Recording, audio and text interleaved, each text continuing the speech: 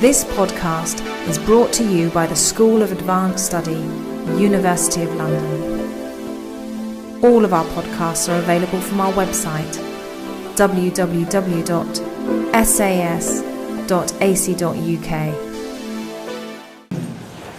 Okay, the second speaker of this afternoon session is Leonardo, who is Associate Professor for Art History at the University of North Carolina at Chapel Hill.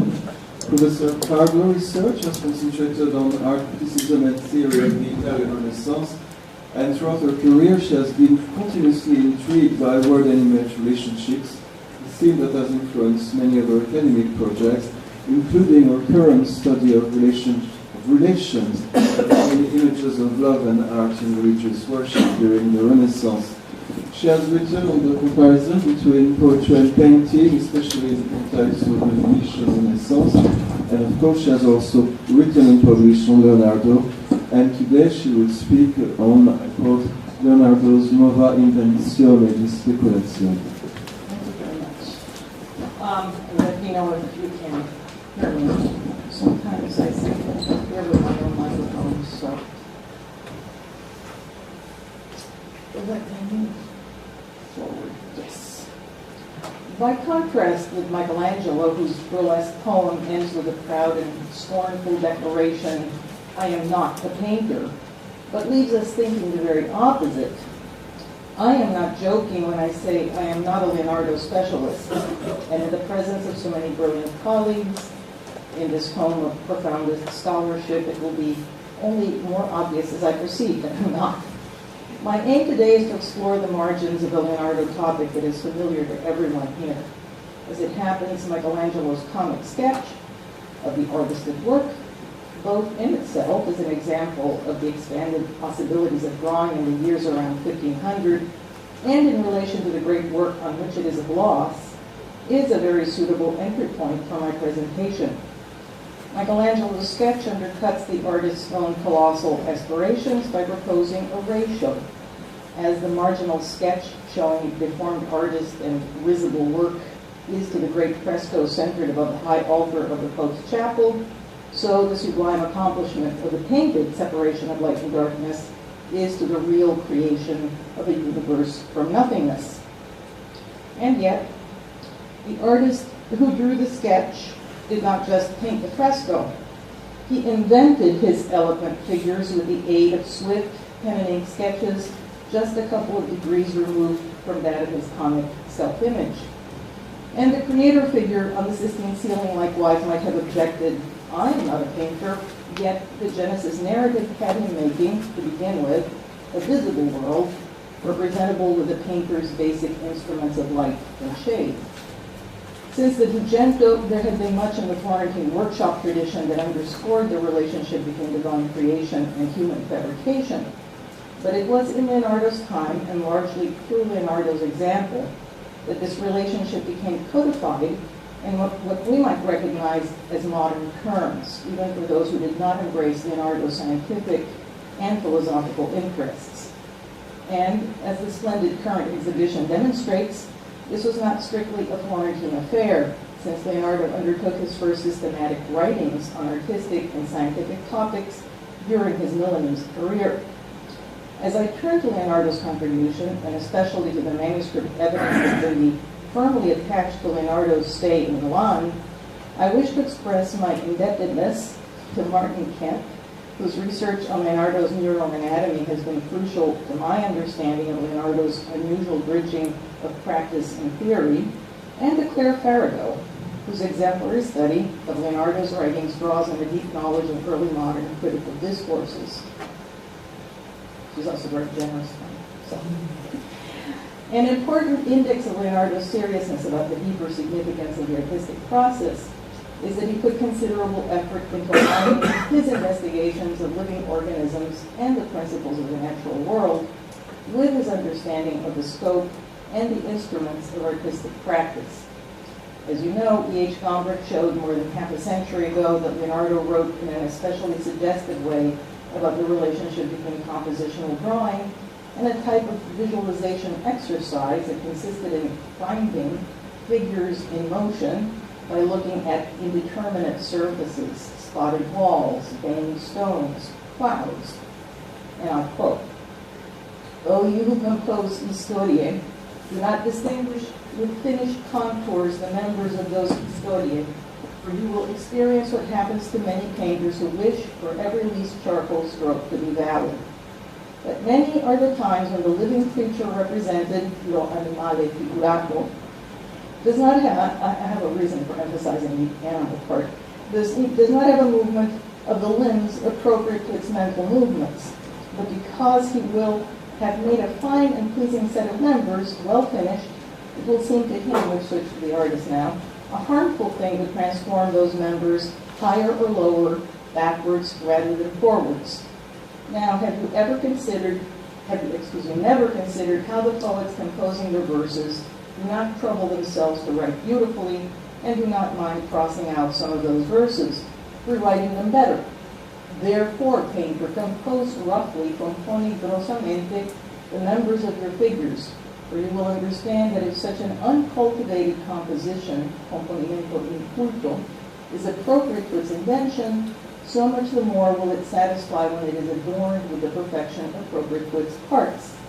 I have seen in clouds and walls blots, macchie, that have roused me to fine inventions of various things, which blots, though they were wholly lacking in the perfection of any one member, did not lack perfection in their movements or other actions." Unquote. Gombrich's key examples of Leonardo's blot-inspired or blot-like drawings were the British Museum's sheet of sketches for the Burlington House cartoon on the left, and the pen and ink sketches in Venice for the Battle of Anghiari Commission. The one is a tender holy kinship scene, and the other is a scene of martial violence. Both provide breathtaking evidence of the ferocious energy with which Leonardo tackled their compositional challenges. Reading the fluid or undefinable patterns in clouds and spotted walls, in Gombrich's view, helped Leonardo animate his figures by freeing him to revise at will the placement of their limbs, crossing out and redrawing them like a poet rewriting lines of verse under inspiration from his subject. This reference to the self-critical process of poetic composition shows Leonardo likewise revising Alberti's rhetorical schemas for composition, in which no mention is made of deliberately courting visual disorder, but the painter is rather encouraged to avoid error altogether by using geometric construction and, if necessary, by resorting to tracing devices. The Leonardesque revision had as much to do with his ongoing investigation of the relationship between sensation and understanding as with the role of current literary models in shaping painters' procedures. By this I mean that Leonardo began in the early 1490s to correlate the different modes of graphic preparation, finished drawing from 2- and 3-dimensional models, sketching from natural or live models, compositional sketch, with the various functions of the internal senses or faculties of the mind. He proposed certain kinds of drawing as geared to the faculties of judgment, common sense in certain formulations, memory, and others to the visualizing and recombinatory faculties, fantasy or imagination in its passive and active forms. The compositional sketch purposed with animating the entire historia was Leonardo's mode of drawing geared to the fantasy or imagination. I do not mean that it merely engaged the imagination. It was meant to make up for its imperfections, as sketching from everyday scenes was to make up for some of the defects of memory, and drawing from live or artificial models was to make up for the defects of judgment. Unlike the various post-sensory mental faculties, which were housed in the small, dark dome of the skull, drawing was practiced in real space, in the real light of day. Leonardo well knew that the artist depended on his own mental faculties for the creation of true and beautiful images, but he was also microcosmically certain that mental faculties could be augmented by contemplating, or rather incorporating, the mind of nature. So, in contemplating external objects characterized by turbulence or indistinctness, maculated surfaces, for example, it was as if one contemplated fantasy on the outside. It seems no accident that Leonardo determined to explicitly correlate the key elements of studio practice and mental function at a time when he was organizing a workshop and juggling different sorts of commissions, while acquiring a growing expertise in many fields that were not limited to the practicalities of the workshop. His pedagogy was no doubt practically motivated, yet it was also fueled by his need to grasp the mechanisms of understanding. The drawings on which Gombrich built his argument belong in the post-Milanese phase of Leonardo's career, and he focused on a version of the visualization exercise instructions from the compilation of Leonardo materials known as the Codex Rubenis, which you're all very familiar, I'm sure, which was assembled from the original manuscripts after the artist's death. This passage, which was the one that I read, has been dated as early as the 1490s, but exhibits a maturity more likely from the period 1500-1505. I would like for us to go over a version of the prescription appearing in manuscript A at the Institut de France, the closest thing to surviving original draft for Leonardo's treatise on painting, dated on the last folio to July 1492. The passage, which differs strikingly from the more literary and also far more explicit and detailed version found only in the Codex Rubenis, appears about 2/3 of the way into the 30-folio section that deals almost exclusively with the art of painting.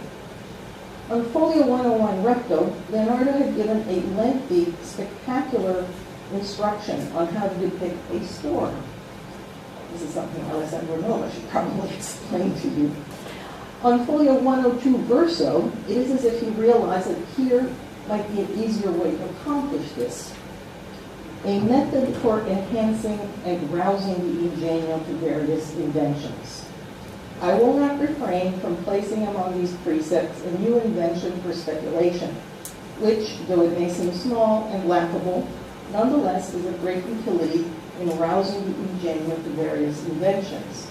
And this is, if you will examine certain walls besmirched with a variety of stains, maculae, or examine variegated conglomerate stones, if you have to invent some site, you will see there the semblances of diverse landscapes adorned with mountains, rivers, rocks, dawns in the Marignoni transcription, but I think probably Alberti is better, trees, great plains, valleys, and hills of different types. You may also see diverse battles and prompt actions by figures, strange expressions on faces and costumes, and infinite things, which you will be able to reduce to an integral and proper form. And in such walls and conglomerate stones, the same happens as with the sound of bells, in whose ringing you will find every name and word you can imagine. In this passage, Leonardo does not provide a correlation between the discovery or invention of dynamic scenes and the actual procedures for raising or lowering, advancing or recessing limbs. That is, the poetic method of autocorrection when working with figures that is proposed in the Codex Rubenis. Instead, he emphasizes that this is a procedure to awaken the powers of the ingenio, which I here take to mean the fantasy or imagination rather than talent, which would be the usual translation. I believe Leonardo is considering ingenio in its etymological sense as that which engenders or is engendered, and thus would be considered the source of invention. In the painter's case, it is also a central faculty for processing visual sensations. Leonardo's inventione di speculatione is itself an invention, as well as an aid to invention. And it reprises the precept that appears virtually at the beginning of manuscript A's Plato sequence, as Claire Farragut has termed these. The ingenio of the painter wants to be in the similitude of the mirror, which is always transmuted into the color of that thing it has for an object. This first surviving instance of Leonardo's fantasy augmentation device, therefore, is geared to impregnating the painter's ingenio with what is present to it.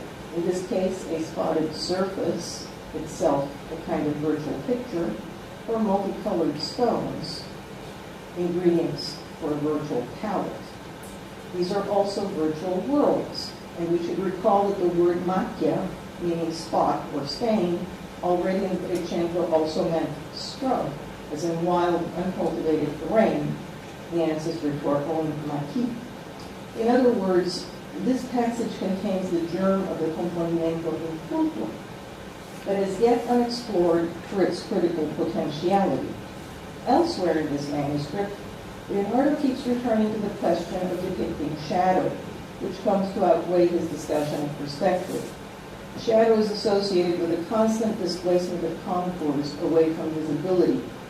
Leonardo refers several times to their serpentizing. They cannot be still. Rather, in living things, they wriggle away from us. When he takes up the idea of the componimento inculto in the fuller passage in the Codex Urbinas, he will state explicitly that he is referring to the perfection of imperfect things. It is found in coarse, unfinished forms. The indeterminacy of shadow on living or moving contours turns out to be one of the reasons for the componimento inculto's effectiveness in bringing motion into the picture. Finally, I want to consider for a moment Leonardo's demurral in this passage. His device is most useful, though it may seem a small thing and laughable. I believe this also applies to the kind of artifice that is required to extract the invention from the muro imbracato, the wild scrawl of Mangari drawings, the comic little sketch on the margin of Michelangelo's poem.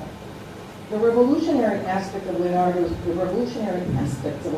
art are as much bound up with smallness, playfulness, invisibility as with the more spectacular demonstrations of his skill. That said, I would like to turn to a corpus of works that were generated in Florence but accompanied Leonardo in all of his peregrinations. And to it advisedly, I think of them as, in some ways, the funny side of Leonardo, I guess. Gombrich claimed that Leonardo's drawings became his own portable stained walls because he seemed to generate new ideas from older designs. His Milanese pupils and associates evidently profited from this, but perhaps not as much as they may have if Leonardo had arrived in Milan with a fully articulated art theory, which I don't think he had. Claire Farrago has suggested to me that without benefit of the componimento inculto amplification, Leonardo's Milanese pupils could not fully grasp his new invention for speculation or fully profit from his compositional strategies, and I believe she's right. As the current exhibition demonstrates, Leonardo brought to Milan from Florence a trove of studio materials, including drawings and panel paintings, in which he had first worked out his novel uses of the compositional sketch, while still an apprentice or associate of Verrocchio in Florence in the late 1470s or beginning of 1480s.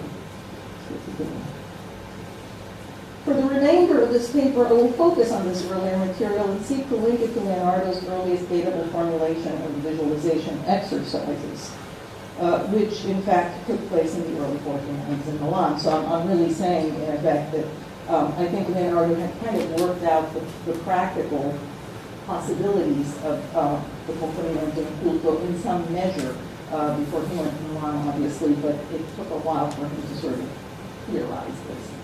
These drawings' enduring value to Leonardo's later work has long been known, but their genuinely puzzling subject matter has made it hard to interrogate them in connection with Leonardo's maturation as an artist-scientist, and I'm not going to do a terrifically good job of that, but I'll make a few stabs at it.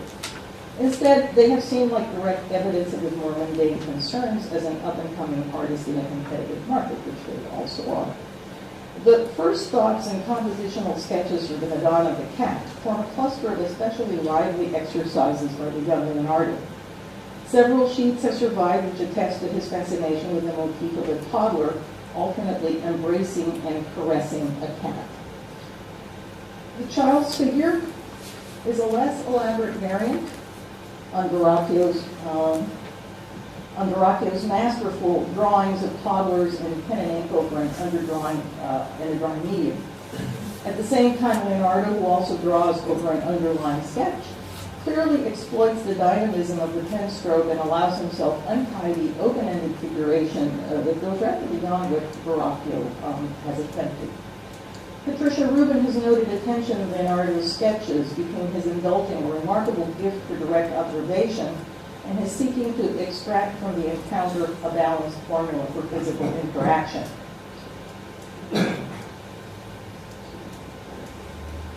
The verso of the sheet on the right, which includes both an image of the cat as a knot of pinwheeling strokes that stand for flailing limbs.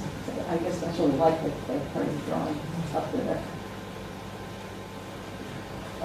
And another as a miniature person sitting up like a child, with the awkward little sitting up cat at the bottom. Excuse me, I should have again. A miniature person sitting up like a child shows the breakdown of the design experiment. But another of these airy sheets includes, and I did not bring that one, the young mother in a fainter tracing indicates the direction in which Leonardo will, in fact, develop the motif. Verrocchio's Puto with the dolphin, with its sophisticated intertwining of serpentine dolphin and pivoting winged child, is evidently the other and more crucial model for Leonardo's exploration, and may also provide a thematic key for investigating the pairing of child and cat, which, by the way, nobody has really explained sectorally.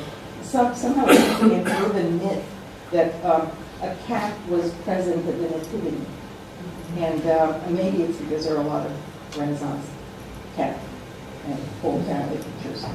If we follow Charles Dempsey's suggestion in the invention of the Renaissance Puto, and regard Verrocchio's winged child as a water sprite, or spiritello, embodying the life-giving virtue of the medium that once flowed out through his dolphin companion, then perhaps Leonardo was envisioning a similar pairing in the first place. Obviously, a cat does not lend itself to the same sort of ready association with a familiar iconography, but as an embodiment of spring, sanguine temperament, the child subduing the choleric cat could read as achieving some sort of tempering between propitious life stages or seasonal dispositions in which the active spirits prevail. This is very speculative. His translation into a Christ child, in the ensuing phase of Leonardo's elaboration of the design is more problematic, but I think that Leonardo, maturing in Medici and Florence at the height of its splendor, would have been willing to experiment with a more playfully ambiguous Christ image. The two-sided sheet in London shows a design for an archtop painting of a domestic interior. The verso, as you can see, includes the window, recalling the Benoit Madonna. The mother-child cat group is bound into a lively sculptural unit dominated by the serpentine elements of clutching child and squirming cat. In this pair of drawings, the active seeking after superimposed solutions involving spatial readjustments of heads and limbs shows Leonardo trying out a full-fledged macchia drawing of the type he will write about in Milan. The picture itself, I'm not saying that he's extracting it from a dirty wall, but he's drawing the way Tom would say he was drawing for that. The picture itself, which seems to have been designed with no commission in mind, was never executed as conceived, except in a version by a Milanese follower, and I'm really sorry about the really tremendously lousy scan, but this is it. It's much better illustrated in the catalog, actually, who covered over the cat with a lamb, awkwardly seated upright, but the x-rays do indicate that there's a little pathetic squeezed-up cat in there. A Leonardo drawing of a more domesticated variant of the composition with a pretty young mother providing a stable platform for the restless serpentine Christ child and his much subdued feline. He is there, but has given up, struggling. These are really quite wonderful. Why don't people just, these are the ones people should talk about, forget about the Mona Lisa. Did have an afterlife in Milan, as noted in the exhibition's excellent catalog essays. This serpentine Christ child appears more than once in the Milanese Leonardo circle without the cat.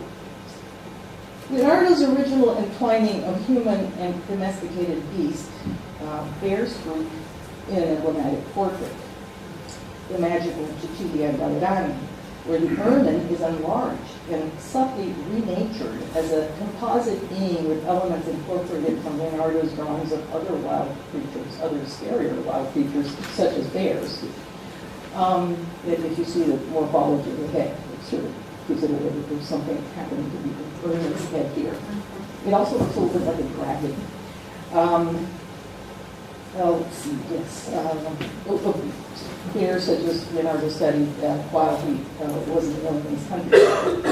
Leonardo's success in assimilating the young woman with her attributes tempts me to suggest an emblematic motive for the Madonna with the cat designs.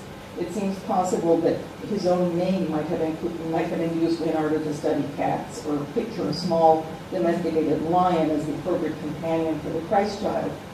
There were also intrinsic reasons for Leonardo's attachment, such as the enviable visual acuity of the species, often remarked upon in the notebooks, and seemingly of greater importance, their flexibility.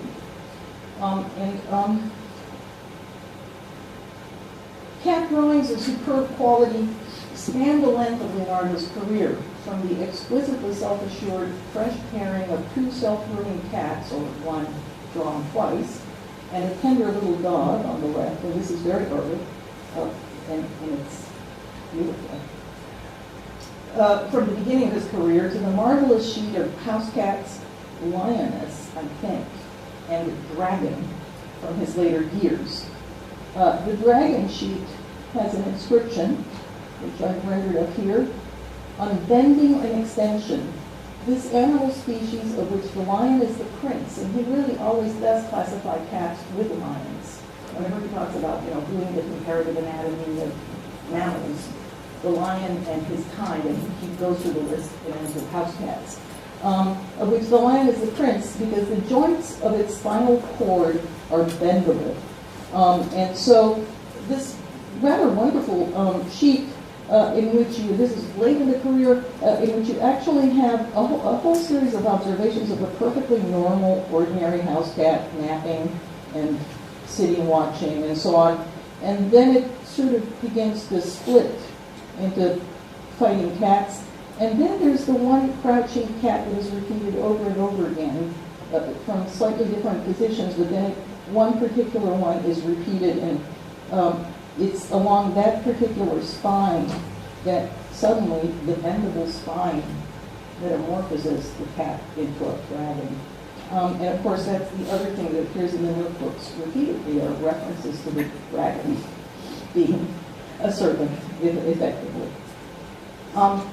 In connection with this material, I have only some items that I have sort of thrown in, and that I thought I'd kind of walk us through if there was still time. Is there still time? Oh, okay. Because obviously, it's not as if Leonardo was just inventing the cat as a kind of motif.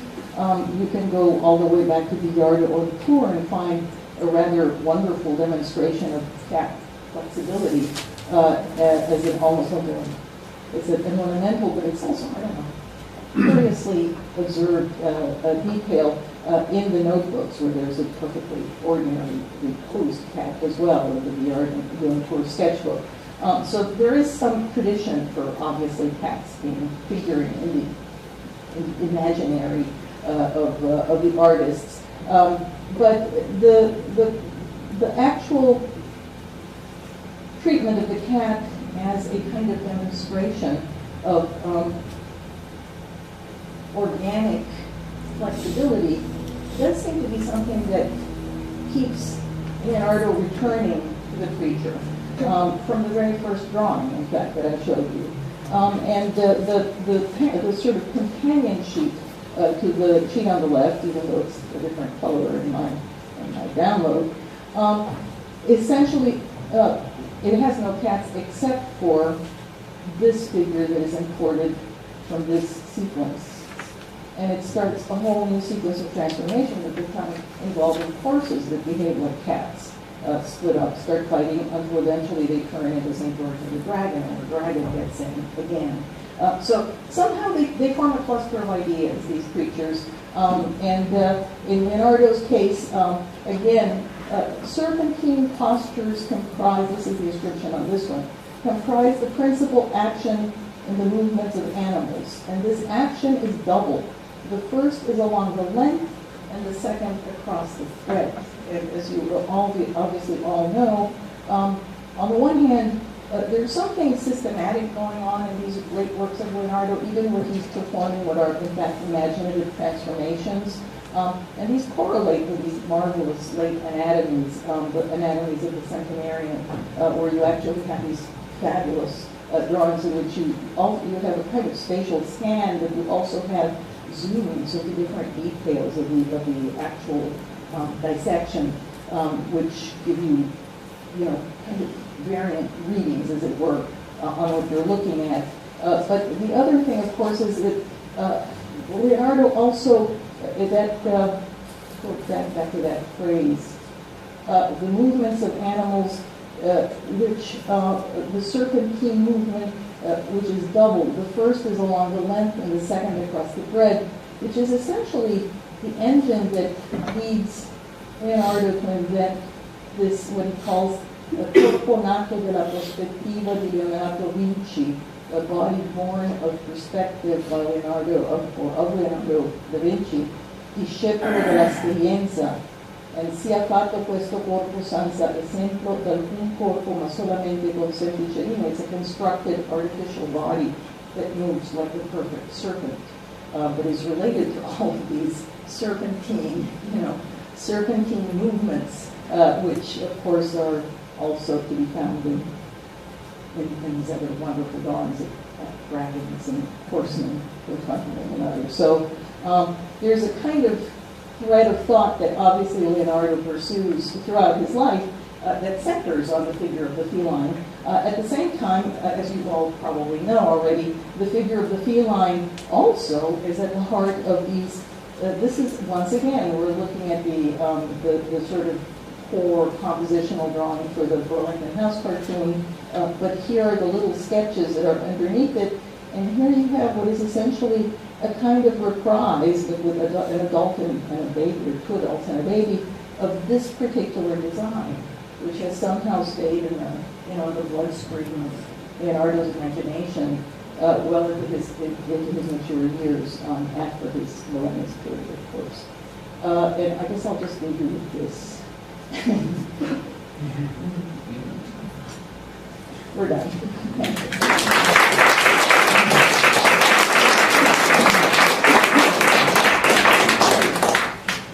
Well, thank you very much for that lovely contribution to Leonardo's imagination. I'm sure there are some questions on whether he's spent 15 minutes to discuss. So the discussion is open. I really am not an expert, so. Yes? Has there been any discussion about whether Leonardo might be a synesthete? That is, that he hears words as sounds. Because a lot of people quote that and hear bells as conversation. Oh, yeah, and that particular statement, actually, Leonardo, obviously, when he was growing up in Florence, was very much in the know about Medicean culture. Lorenzo the Magnificent, I think in his commento to his own poems, mentioned this kind of power of imagination that can project itself onto things like the sound of bells and of course for a poet, you're hearing all words, all phrases and so on. So Martin Kemp has written about this, of course, and I think there definitely is a tradition of this kind of projective reading or projective scene, which comes along before Leonardo. I don't think anybody had thought to link it to the act of drawing in quite such a wonderful way. And I think he does. I agree with Robert. Thank you very much for reminding us of the importance of the cat. And I think it is a very important aspect, because I think it's, as you rightly point out, there doesn't seem to be any foundation for this idea that the cat has a pneumatic function in the story, in a search away and couldn't find anything. I think somebody just made it up to just use crept it. into the literature at some point and never been properly sort of excusable investigation. I other explanations. And David Allen Brown, of course, has suggested that it's simply a reason to give movement to the child, actually, and to kind of an excuse for that. But I think you've shown us something very important, which is, as we say, the imagination at work, and the way in which he builds from that. And that sheet is a marvellous example of building from pure observation towards something else. That's true. I think it's the question. I don't think the question. But I completely agree. And it is an extraordinarily strange idea. I don't have a child with a cat. It's just strange. And it starts with drawings in which he's doing a child and a cat. He does have really interesting reflections in manuscript A, that Institut de France manuscript that's essentially a little treatise on painting. It's got a very interesting alternation of topics, and he has a couple of separate paragraphs on the movements of figures, movements according to age, and so on one he actually says, when puccini are represented, if they're seated, then they should be restless and dynamic. If they're standing, then they're timorous and slow moving. And so these are puccini that are crawling around like cats. They're behaving, they're on all fours, just like a cat. And when they're on all fours, they have the same flexibility as the cat. Another one is a statement actually about the difference between the proportions of little children or toddlers and adults, and how much bigger the toddler's head is relative to the length, the breadth of its shoulder. He does the brilliant thing, how many heads fit. And what he says is that it takes how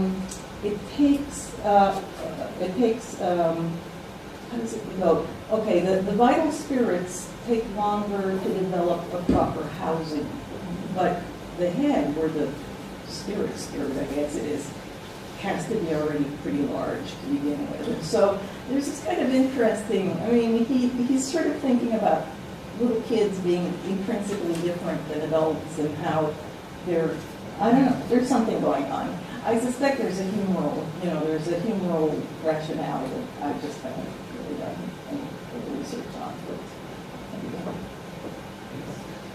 Mary, there's one element that I wanted to suggest to include in your argument, and it has to do with the fact that when Leonardo recommends his nuova, inventione, which is also an interesting combination, pleonasm, that's true. That it immediately transcends into violence, because that's what you see on walls, right? Yeah. Solid walls and statues. That's true.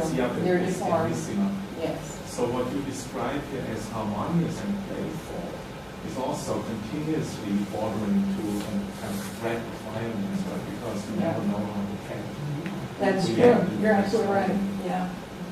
I think, and that's one of the things that, if one were thinking about chiaroscuro, not just in terms of optics and the exploration of visual phenomena, but more in terms of the real horror of disappearance, of things going away and going away for good, or dissolving, then I think that works very well with the whole idea of the spotted wall becoming a kind of mirror to your fantasie and then other things. And these yes, you're right.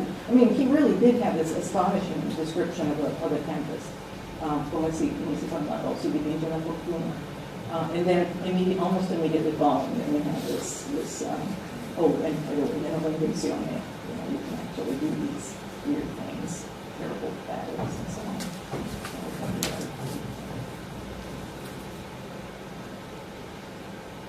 We've time for a couple of questions. If I could just take up that last comment and possibly risk exiling myself from company respectful art historians. I know we're all very, Freud sort of got it wrong. But it's always seemed to me that Julia Kristeva essay on motherhood according to in which she contrasts Jung's approach to the mother and the child, and then what she calls the fetishistic notion of the way in Leonardo the child seizes things as what has been referred to, this subdued violence. And it's so interesting the way in the exhibition one sees this strangling of the cat. There's another transition, is that the child escaping the mother is on or beyond that. The cat is become the child, and the relationship is transposed. So this continual... Yeah, and there are some other drawings in which that's exactly how it is. Psychologizing now. I don't know. Well, I was thinking about it. I thought, maybe Freud was, in fact, had something on Leonardo of the motherhood thing. I suspect he did. That was really fascinating to understand this, the notion of movement of the group, right? And how it translates from the cat to the horses and the dragon, and now the current and it leads to the like everybody very always think about cats. And also the suggestion that there is violence involved, there is tension. Perhaps violence is a strong word, but There's a lot of fighting. tension between the kid and the cat, and if you put the mother there, even more so. Now, if we substitute the cat for a lamb, then the parts fit really well. And I always wonder if it's so much easier to find a cat. Well, that's what's been suggested, in fact, that, Leonardo probably couldn't get a lamb to pose comfortably. Just got the house cat instead, and I have no idea. And he obviously had house cats. I mean, there's no doubt that he spent a lot of time looking at real cats. And so, unlike some people, I actually believe these people look at art, at nature, I mean, whatever. But so I guess that's as plausible. That is a plausible explanation. It's a ready-made model that's relatively malleable, although probably not as well-mannered as some others might be. A dog would have been better, much more willing to be held. It's a very, very interesting question, but I find myself strangely undrawn to the idea of a cat as a lamb. We seem to be previously going in a much more interesting direction, which was towards the idea of the cat as essentially untamable, that the child has to be, to some extent, tamed, and the child is also trying to tame the untamable pursuit. Yeah, and that could go with a humoral explanation. You're right, by the way, about in the way in which the juxtaposition of words. Well, yeah, if there are prints out there later in the 16th century where Perikia was represented as little boys playing with a cat, and I think the idea is that they're aggressive and unmanageable and not quite civilized.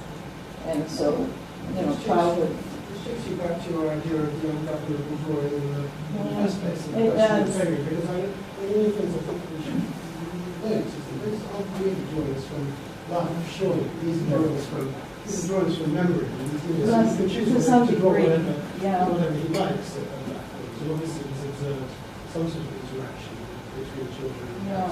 So this is surely about what you were saying about this kind of question. The wriggling drawing and the wriggling beast, which are part of the same.